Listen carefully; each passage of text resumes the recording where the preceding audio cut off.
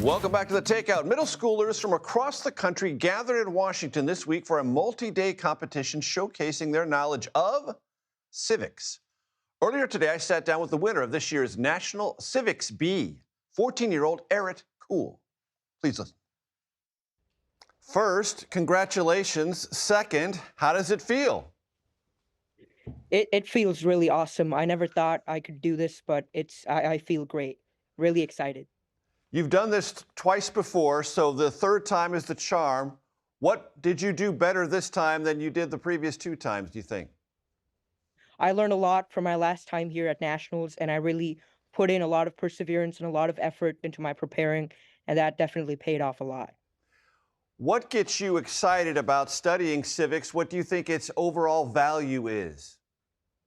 I think understanding civics and studying civics gives every citizen the belief that they can make a difference in our republic, and it's really enabled me to go out in the community and engage and really make a positive difference. Do you want to have a life in politics? I aspire to be an attorney in the future, and that's something the prize money will really help pay for. Let's talk about the prize money, $100,000.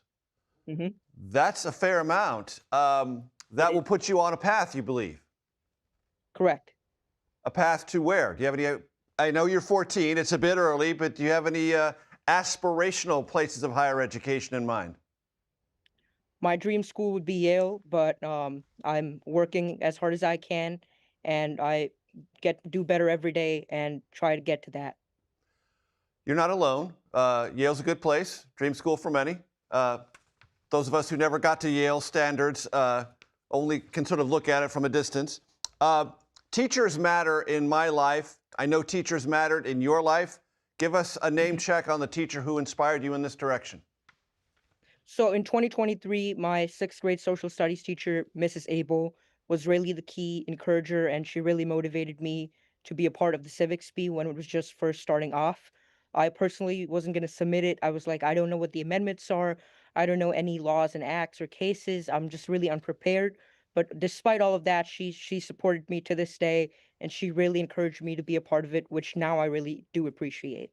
I'm going to give you a hard question. You can go back in time and have dinner with George Washington, Thomas Jefferson, James Madison, or Alexander Hamilton. Who do you choose? I would choose George Washington because, not just because he was the first president, but I want to understand really his inspiration, his thinking behind setting so many important precedents and really inspiring generations to come.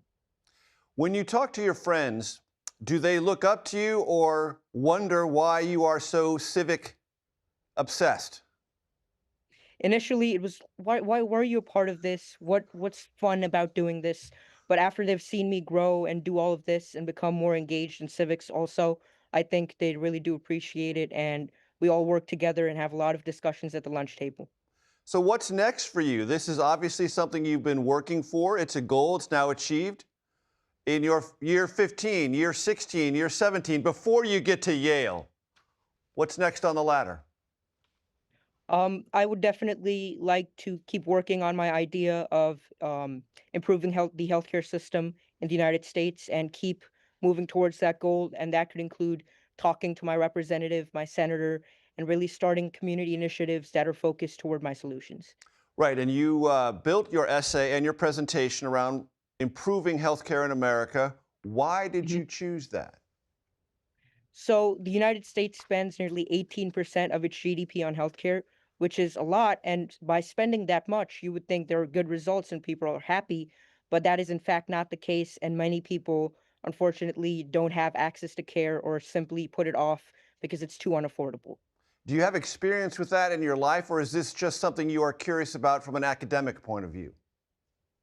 So initially, my inspiration to go down this was a medical bill we received last year, and I saw my dad talk to the insurance company, the hospital, and how that really all played out was first what got me into this, and then my curiosity led me down a lot of different articles, and I learned more about the broken system.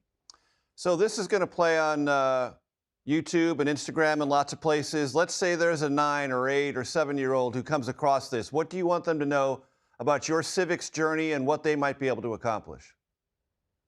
I think that even if you're on the fence of doing the civics bee or you're simply not aware of all of these things, intimidated by this big study guide, I think this is something that even if you don't win per se, it's something that really gives you a lot of learning experience, a lot of practical things, and this knowledge that's really essential for every American's future and how we can preserve our republic going forward.